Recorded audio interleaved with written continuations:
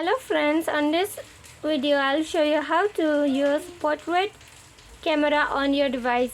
So friends, before we start the video, do not forget to like the video and subscribe the channel, okay? So let's start the video. At first you have to open on camera. Then on the side you will see the portrait, okay? Portrait. So click on it. Then here I will click some photos by portrait camera, okay? Here I'm ready to click it. So